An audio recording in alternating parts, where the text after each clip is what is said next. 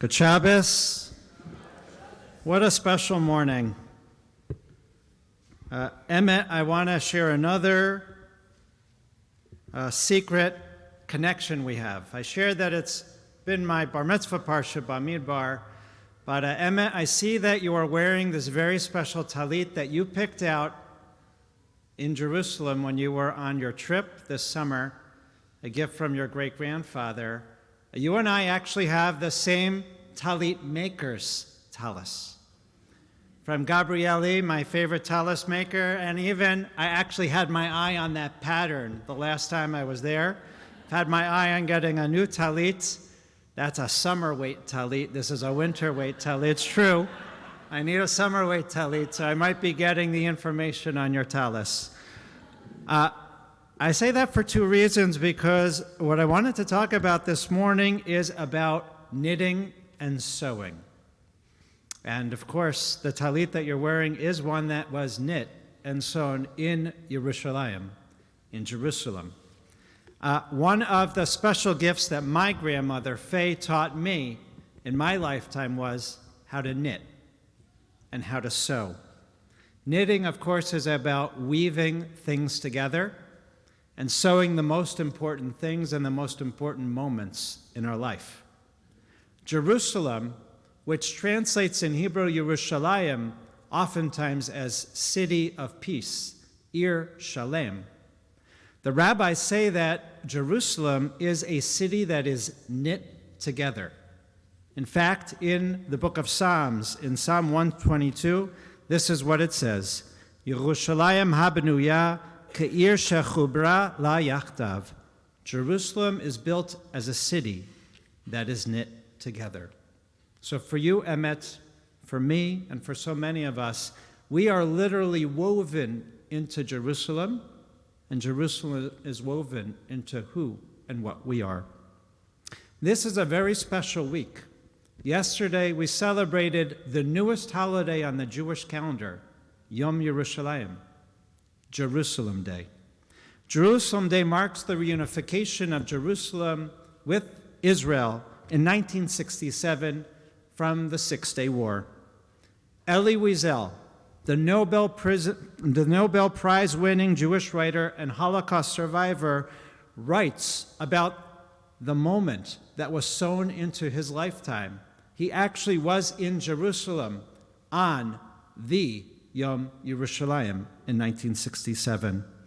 This is what he wrote about, quote, "When I was an infant in Europe, the first song that I remember hearing from my mother was a lullaby about Jerusalem.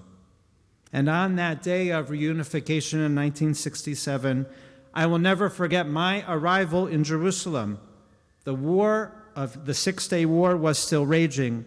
Arabs were still shooting from the rooftops, but Jews by the thousands were running to Jerusalem and to the old city. No one could stop them. Bizarre force had taken over all rabbis, merchants, yeshiva boys, kibbutzniks, officers, school children, cynics, artists, all forgot everything except that they wanted to be and needed to be in Jerusalem. Each wanted to be at the Western Wall, the Kotel, to kiss the stones, to cry out prayers and share memories. Each knew it would be a historic day, and that was the place to be." And Elie Wiesel continues, "I had the privilege to run with them. I never felt such an impetus to run. I've seldom said Amen with such devotion as I did that day when the paratroopers prayed the Mincha afternoon service at that moment of great celebration. I never understood the meaning of Ahavat Yisrael, to be one who loves Israel, as I did on that day when I stood as if in a dream under the burning sun, and the thought of Jewish pride growing in my heart. At that time, an elderly Jewish man, who I thought was a character from one of the stories that I had written, turned to me and said, 'Do you know why and how we defeated the enemy and liberated Jerusalem? Because 6 million souls took part in that battle. They were sewn and woven into it.' And Elie Wiesel says, "Then I actually saw what the naked eye seldom sees, souls on fire floating above the Western Wall, praying to God to protect us. And he concludes his words, "On that day, all of Israel joined together with the entire Jewish world and said, Amen," with the paratroopers at the Western Wall. And may it be one day that we can all join together in support of Israel and say, Amen. Jerusalem is woven into who we are, what we wear, and our hearts. We hear the shofar blast from that day. We're grateful that Jews can live freely in Jerusalem, pray freely, get the best falafel, hummus, ragalach, and even kube soup at my favorite place, Pinati, where ancient history meets modernity, archaeological digs and postmodern construction projects meld together. That is the Jerusalem that is sown into our hearts. But in our daily prayers, we say this phrase, Boneh Yerushalayim, that God should rebuild Jerusalem. Are we there yet? Have we reached that point where Jerusalem has been returned and rebuilt? You might know that the national bird in Jerusalem is jokingly called the crane because of all the building projects that are going on. Will this be an eternal building project? Does Jerusalem still need to be rebuilt? The rabbis say that there is a third secret to the name of Jerusalem. It is the city of peace. It is the city that is knit and woven and sewn together. But also Yerushalayim is in the plural. If you know Hebrew grammar, anything that ends in ayim means more than one. It means two, actually. So the rabbis learned from that there are actually two Jerusalems that exist. And that's why the name of the city is in the plural.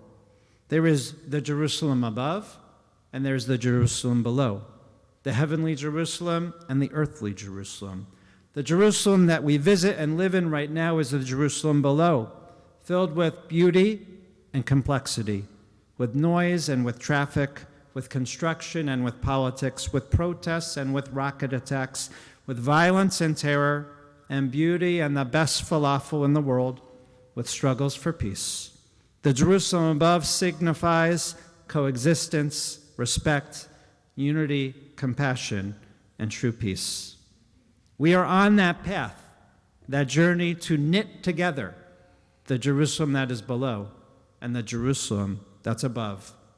And I'd just like to share with you, last week I sat at a table with Cleveland rabbis and with pastors. Rabbi Mersak was there with me, as we are planning for an incredible trip this fall, an interfaith clergy mission to Israel sponsored by the Jewish Federation, where we will be exploring Israel, focusing on the coexistence that already exists, Cleveland's partner projects, and introduce today's Israel, the Yerushalayim of below, to our non-Jewish Cleveland faith leaders, to engage in a mission of understanding, to deepen our partnerships, friendships, to build lasting connections to Israel, and to build support for Israel throughout our entire Jewish and non-Jewish community, because we are all knit together. As we celebrate Yom Yerushalayim, Jerusalem Day, we have to ask ourselves, what can we do to strengthen our ties to Israel, to support Israel more, to weave and sew Jerusalem and Israel even more into the fabric of who we are here in Cleveland? As the Hasidic Rabbi taught, the blessing to rebuild Jerusalem we recite in the present tense, because each day we must do our part to help rebuild Jerusalem, not only in our hearts, but in this world. Shabbat Shalom.